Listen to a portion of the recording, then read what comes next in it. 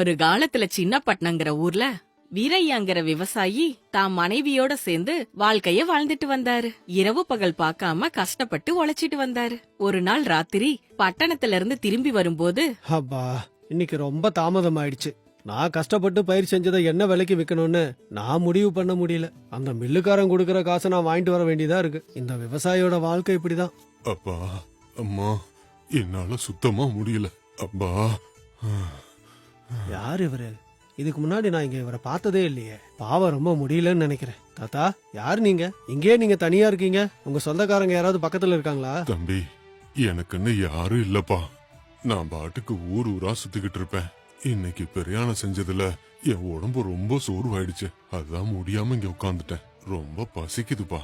ஐயோ கேட்கவே ரொம்ப கஷ்டமா இருக்கு தாத்தா. உங்களுக்கு சாப்பாடு கொடுக்க என்கிட்டயே எதுவும் இல்ல. சரி ஒண்ணு பண்ணலாம், வந்து வண்டியில இருங்க, என் வீட்டுக்கு போலாம். அங்க உங்களுக்கு நான் சாப்பாடு போடுறேன். காலையில எழுந்திருச்சு உங்க வேலையை பார்த்துட்டு நீங்க போங்க. நீ ரொம்ப நல்ல பையனா இருக்கப்பா. அதுக்கப்புறம் வீரையா அந்த வயசானவரை வீட்டுக்கு கூட்டிட்டு வந்து நடந்தத பத்தி தான் பொண்டாட்டிக்கிட்ட சொல்றாரு. உங்களை யாருங்க இதெல்லாம் பண்ண சொன்னது?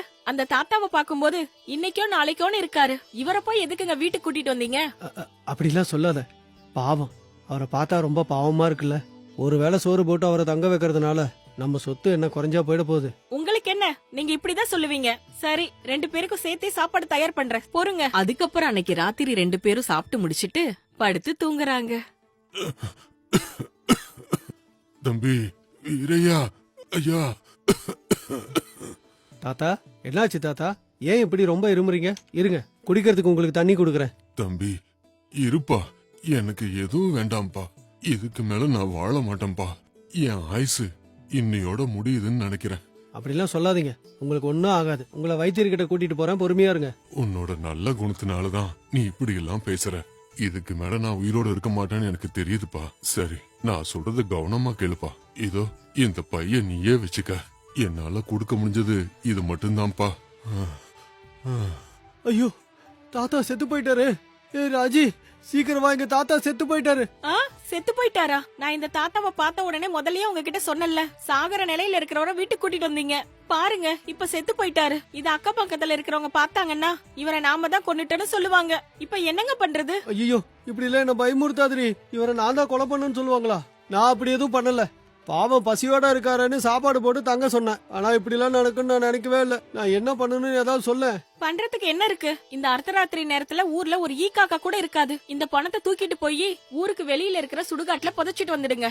யாருக்கும் தெரியாம இந்த வேலையை ஜாக்கிரதையா முடிச்சிட்டு வாங்க. சரி, இப்பவே அவர் பணத்தை வண்டியில தூக்கிட்டு போய் ஊருக்கு வெளியே புதைச்சிட்டு வந்துடுறேன். இத பத்தி நீ யாருக்கிட்டையும் சொல்லிடாத. எதுவும் நடக்காத மாதிரியே இரு. வீரையா அந்த தாத்தாவை தான் வண்டியில தூக்கி போட்டுக்கிட்டு ஊருக்கு வெளியே யாருக்கும் தெரியாம அவரை புதைச்சிட்டு திரும்ப வீட்டுக்கு வந்து பொண்டாட்டி கிட்ட சொல்றாரு. அப்பாடா, வேலை முடிஞ்சதுல நிம்மதி. இனிமேலாவது புத்திசாலித்தனமா வழியில பாக்குறவங்கள வீட்டுக்கு கூட்டிட்டு வந்து தலைவலி ஏற்படுத்தாதீங்க. ஏதோ அர்த்தராத்திரி நேரங்கிறதுனால பரவாயில்ல. இதே காலையில அவர் செத்து இருந்தா பெரிய பிரச்சனையா இருக்கும். என்னமோ எனக்கு ஒண்ணுமே புரியல ராஜி. தாத்தாவை நான் வீட்டுக்கு கூட்டிட்டு வந்ததும், அவர் செத்து போனதும், இப்ப அவரை புதைச்சி வச்சதும், இதெல்லாம் நினைச்சா எனக்கு தலையே சுத்துது. சரி, அப்புறம் அவரு சாவறதுக்கு முன்னாடி இந்த பையன் எனக்கு பரிசா கொடுத்தாரு. இந்த பைக்குள்ள என்ன இருக்குன்னு பாரு. இது மண் விளக்குங்க, சாமிக்கு தீபம் ஏத்துற விளக்கு. இது கூட ஒரு ஓலைச்சுவடி இருக்கு. இது 2ஐயும் அவர் சாகறதுக்கு முன்னாடி உங்களுக்கு பரிசா கொடுத்தாரா? நல்லா இருக்குங்க அவர் கொடுத்த பரிசு. அதுக்கு ஏன் ராஜி இவ்வளவு தரக்குறவா பேசுற? அவர்கிட்ட இருந்ததை எனக்கு கொடுத்தாரு. இது என்ன தங்கம் நினைச்சுக்கிட்டீங்களா என்ன? இந்த மண் விளக்கு ஓலைச்சுவடி 2ஐயும் பைக்குள்ள போட்டு சுத்தினது மட்டும் இல்லாம சாகறதுக்கு முன்னாடி உங்களுக்கு பரிசா வேற கொடுத்திருக்காரு. நல்லா இருக்கு. முதல்ல இதை தூக்கி வெளியே வீசுங்க. குறை சொல்றத முதல்ல நிறுத்து ராஜி. ஏதோ நடந்தது நடந்து போச்சு. இந்த ஓலைச்சுவடியில ஏதோ எழுதி இருக்கிற மாதிரி இருக்கு. எனக்கு ஒன்னும் புரியல. இதுல என்ன எழுதி இருக்கு ராஜி? இதுல என்ன இருக்க போகுது? முதல்ல தீபத்துல எண்ணெய் விட்டு ஏத்தி அந்த ஓலைச்சுவடிய விளக்கு தீயில பத்த வச்சு குடிசை மேல போடுன்னு எழுதி இருக்கு. உன்கிட்ட போய் கேட்டேன் பாரு, என்ன சொல்லணும். சரி, பிரச்சனை முடிஞ்சிருச்சுல, நிம்மதியா தூங்கலாம். அதுக்கப்புறம் அன்னைக்கு ராத்திரி 2 பேரும் படுத்து தூங்குறாங்க. அடுத்த நாள் காலையில அவங்க வீட்டுக்கு ஊர் தலைவரு வீரையா வீட்டுக்கு பக்கத்து வீட்டுல வசிக்கிற குணசேகர் 2 பேரும் சேர்ந்து வராங்க. வீரையா, ஏய் வீரையா, வெளியே வா. வந்துட்டான், கேளுங்க. நானே சாட்சி, என் கண்ணால பார்த்தேன். என்ன செஞ்சேன்னு கேளுங்க. தலைவரையா, எது கிடைச்சாலும் அதுல பாதி எனக்கு கொடுத்துருங்க, ஞாபகத்துல வச்சுக்கோங்க. சரி சரி. ஏண்டா வீரையா, நேத்து ராத்திரி நீ என்ன பண்ணுன்னு எங்களுக்கு தெரியாது நினைச்சிட்டு இருக்கியா? வழியில போயிட்டு இருந்தவன வீட்டுக்கு கூட்டிட்டு வந்து அவனை கொன்னு அவங்கிட்ட இருந்ததெல்லாம் திருடிக்கிட்டு ஊருக்கு வெளியே அவன் பணத்தை அடக்கம் பண்ணியிருக்க.